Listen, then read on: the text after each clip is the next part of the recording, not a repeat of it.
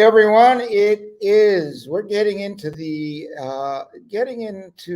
a little bit of depth into the new year. We're in March. I'm here in Thailand, and yesterday it was revealed to me that summer began.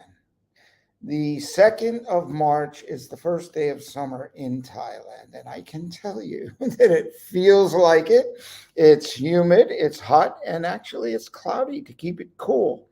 So, what do? We find solutions. Hop in the pool, go to the sea, go outside and find a breeze, ride the bicycle, or hop in, yes, an air conditioned room.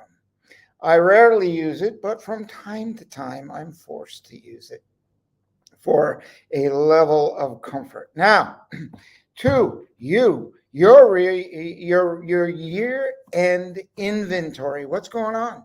What did you discover? There are a lot of people actually in the jewelry business.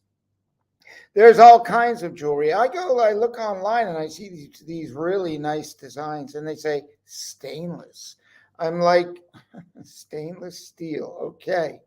That's used to build buildings and trains and planes. Our planes are not stainless, but some parts are, or parts on ships, some parts, not most of it, on some yachts, on some sailboats, to keep things from rusting, not to reflect beauty and precious value. I mean, it's a basic metal, really, and kind of a look-alike.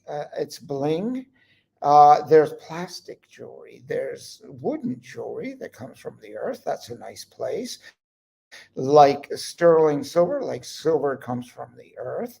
And we at Peter Stone work to use recycled silver so as not to damage the earth. Okay. And most places it's open mine.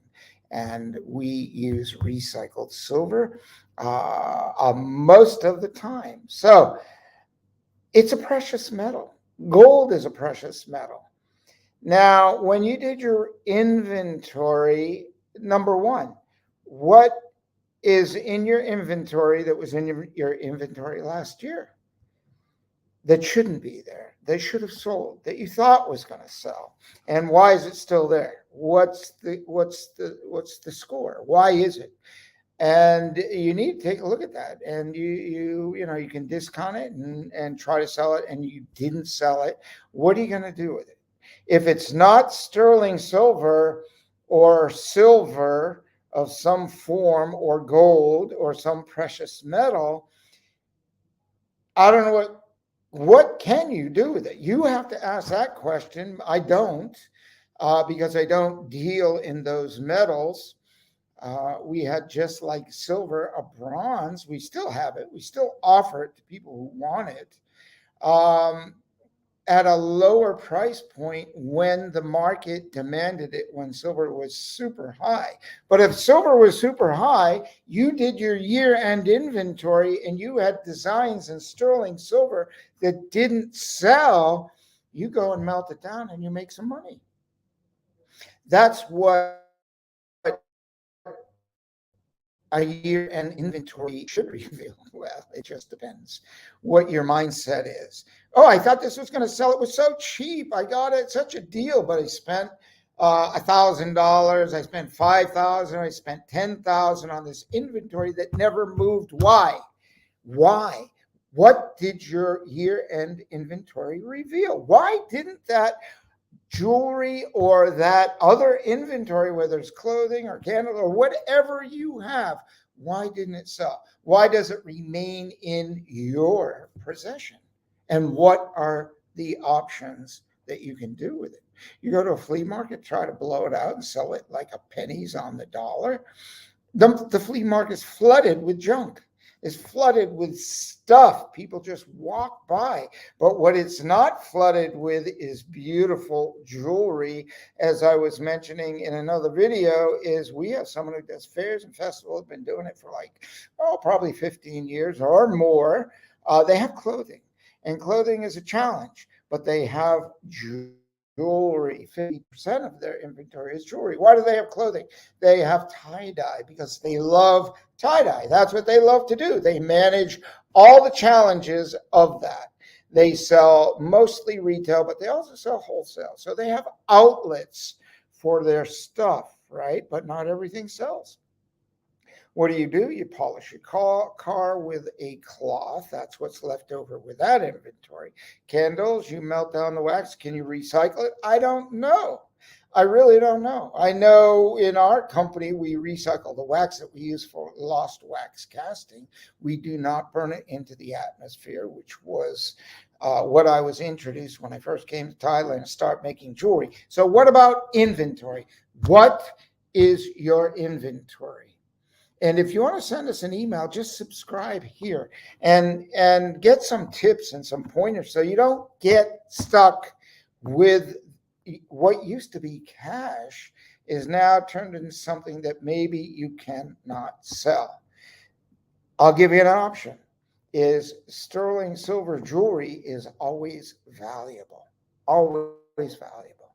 There's a resale value even if you bought it and you lost a little money, the profit that it took to make that jewelry, but the intrinsic value of the silver itself always remains. You can get that money back and you can start again, invest it in something that's going to sell some more precious metal, new designs that are going to work, that are going to lift the presence of your store.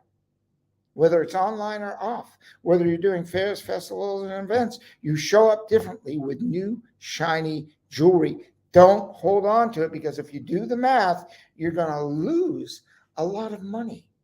Lose a lot of money. So, this is Peter Stone saying, look at your inventory, do an evaluation, write down and analyze it. I can't do that for you. You have to do a reality check. But one thing that is very, very, very important to recognize that it took me years to figure out when I first started this business. If the inventory doesn't sell, and I mean, I had some shell earrings a long time ago that someone said they would buy from me. So I went and I made them. And when I showed up, what they told me was, quote unquote, Peter, this was in Key West, Florida, on the corner of Green and Duval Street, was a little shop. And they said, oh, if I had shell earrings, I could sell hundreds and hundreds and thousands of them. Like, they're being overly expressive. So what did I do? I made 8,000 pairs of them because I figured they'd hot selling all over Florida. And actually, I still have a couple over in a corner in a box. And that was in 1998. And what they said to me was, Peter, I came and I showed up with this big box of shell earrings, beautiful power shell, sterling silver findings. And they ended up buying like 150 pair out of 8,000. I'm like, you told me you could sell hundreds and hundreds of these things, that you sell a lot. And they go, oh, well, Peter, most people come through here. They have a backpack. They had a whole bunch of jewelry. And they tell me they can do this, they can do that. And I never see them again. They never pull through, but you did.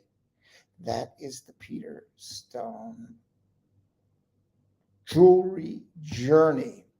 We do what we say we're going to do. And the things that I'm telling you, you need to pay close attention to on your inventory. Get out of the losing cycle and get into precious metals. Yeah, it's cheaper, it's easier, it's everywhere. And then you're going to be like everybody else. Get into beautiful, precious jewelry.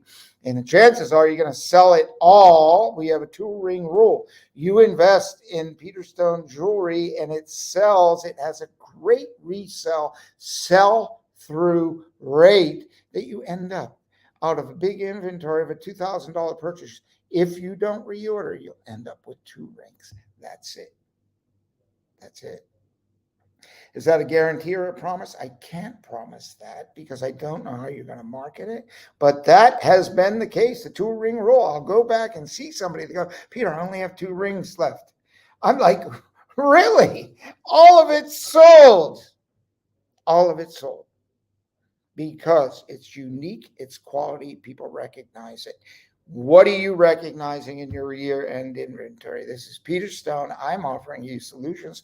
Please engage with us, subscribe, and take your game to another level. Stop playing with, I don't know where you are, but if you're on price only, price.